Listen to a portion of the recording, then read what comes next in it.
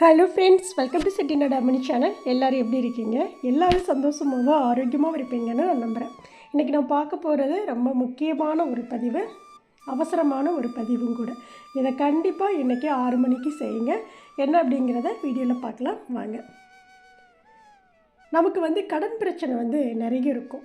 இந்த கடன் பிரச்சனை தீர்றதுக்கு எந்தவித பிரச்சனையாக இருந்தாலும் சரி, நம்ம வாழ்க்கையில் ரொம்ப நம்மளை மன உளைச்சலுக்கு ஆளாக்குறது, நம்மளை அடுத்த சிந்தனைகளை யோசிக்க விடாமல் செய்கிறது பார்த்திங்க அப்படின்னா, இந்த கடன் பிரச்சனை அதிகம் இருந்ததுன்னா நம்ம அதிலேயே துவண்டு போயிடுவோம். அந்த பிரச்சனை நம்ம வாழ்க்கையிலேருந்து நீங்கினாவே நம்ம வாழ்க்கையில் நல்லா இருப்போம்ல. அதுக்கான ஒரு முக்கியமான ஒரு பதிவு தான் இது. கடன் பிரச்சனையை தீர்க்கும் பௌர்ணமி தீபம். இன்றைக்கி பார்த்திங்க அப்படின்னா பௌர்ணமி, அதனால் இன்றைக்கி கண்டிப்பாக இதை செய்யுங்க. சிவபெருமானுக்கு உகந்த எந்த ஒரு நாளாக இருந்தாலும் அது முருகப்பெருமானுக்கும் உகந்த நாளாகவே கருதப்படுது. இதற்கு காரணம் என்ன அப்படின்னா, சிவபெருமானின் நெற்றிக்கண்ணில் இருந்து தான் முருகப்பெருமான் தோன்றினார் என்பது தான். சிவபெருமானுக்கு உகந்த தினமாக கருதப்படக்கூடிய இந்த ஐப்பசி பௌர்ணமி தினத்தன்று முருகப்பெருமானையும் நாம் வழிபாடு செய்ய வேண்டும். முருகப்பெருமானின் ஆலயத்திலும் பல சிறப்பான வழிபாடுகள் இன்றைக்கி நடைபெறும். அப்படிப்பட்ட நாளில் வீட்டிலேயே எந்த முறையில் தீபம் ஏற்றி முருகப்பெருமானை வழிபட்டால் கடன் பிரச்சனை தீரும் என்பதை பற்றி இந்த பதிவில் நாம் பார்க்க ஆரம்பிக்கலாம். கடன் தொடர்பான எந்த ஒரு பிரச்சனையாக இருந்தாலும் அதை சரி செய்வதற்கு நமக்கு முருகப்பெருமானின் அருள் எப்போதுமே நம்மளுக்கு வேணும். ஏனென்றால் கடன் தொடர்பான அனைத்து பிரச்சனைகளுக்கும் காரணமாக திகழக்கூடியவர் செவ்வாய் பகவான். செவ்வாய் பகவானுக்குரிய அதி தேவதையாக திகழக்கூடியவர் முருகப்பெருமான். முருகப்பெருமான் இன்னைக்கு நம்ம முருகப்பெருமானை வழிபட்டால் செவ்வாய் பகவானால் ஏற்படக்கூடிய கடன் பிரச்சனைகள் நமக்கு தீரும். பலரும் பார்த்திங்க அப்படின்னா இந்த கடன் பிரச்சனை தீர வேண்டும் என்பதற்காக செவ்வாய்க்கிழமையில் முருகப்பெருமானை வழிபாடு செய்வார்கள். நவம்பர் மாதம் இன்றைக்கி பார்த்திங்க அப்படின்னா 15ஆம் தேதி, ஐப்பசி மாதம் 29ஆவது நாள், வெள்ளிக்கிழமையோடு சேர்ந்து இந்த நாளில், இந்த பௌர்ணமி நாளில், இந்த ஒரு குறிப்பிட்ட நேரத்தில் முருகப்பெருமானுக்கு ஒரே ஒரு தீபத்தை மட்டும் ஏற்றி நாம் வழிபாடு செஞ்சோம் அப்படின்னா நம்மளுடைய கடன் பிரச்சனை கண்டிப்பாக தீரும். இதற்கு முக்கியமான காரணம் என்னவென்றால், இந்த பௌர்ணமி தினத்தன்று 3 நட்சத்திரங்கள் வருகின்றன. பகல் 12 வரை அஸ்வினி நட்சத்திரமும், பிறகு பார்த்திங்க அப்படின்னா 10:48 வரை பரணி நட்சத்திரமும், அதற்கு பிறகு கார்த்திகை நட்சத்திரமும் இருக்கும். இந்த 3 நட்சத்திரங்களுமே சேர்ந்து வரக்கூடிய பௌர்ணமி தினத்தன்று செவ்வாய்ஹோரையில் இந்த தீபத்தை நம்ம கண்டிப்பாக ஏற்றணும். வெள்ளிக்கிழமை செவ்வாய்ஹோரை என்பது மதியத்தில் 11 மணிக்கே ஆரம்பிச்சிருக்கும். 11 மணிலேருந்து 12 மணி வரை இருக்கும். சில பேர் நம்ம தீபம் ஏற்றிருக்க மாட்டோம். சில பேர் காலையில் இன்றைக்கி அன்னாபிஷேகம் கூட இல்லையா, அதனால் பூஜையெல்லாம் செஞ்சுருப்பீங்க, கோவிலுக்கெல்லாம் போயிட்டு வந்திருப்பீங்க.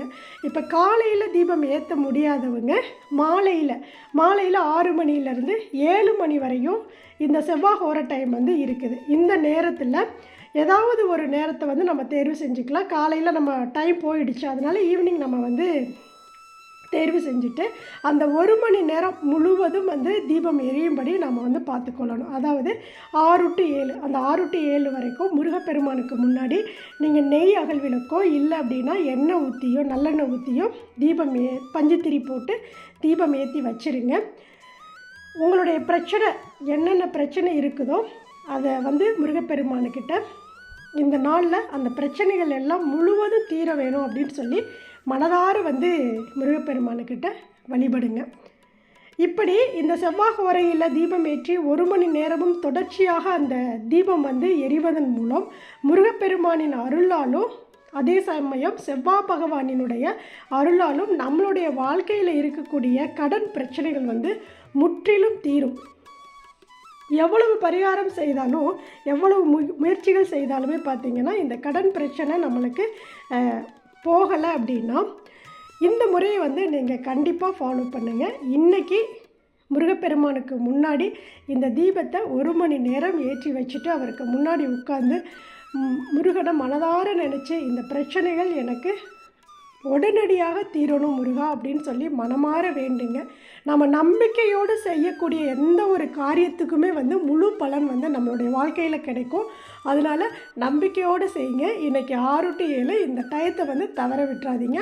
கண்டிப்பாக இந்த வழிபாடை எல்லாருமே செய்யலாம். எல்லாருமே செஞ்சோம் அப்படின்னாவே வாழ்க்கையில் எல்லா செல்வ வளங்களும் நம்மளுக்கு கிடைக்கும். அதுவும் இன்றைக்கி பௌர்ணமி நாள் வேறு. எல்லா தெய்வங்களையும் வழிபடுங்க. குலதெய்வத்தை வழிபடுங்க. முருகனுக்கு முன்னாடி இந்த தீபத்தை ஏற்றி வச்சு வழிபாடு கண்டிப்பாக எல்லோரும் செய்வீங்க அப்படின்னு நான் நம்புகிறேன்.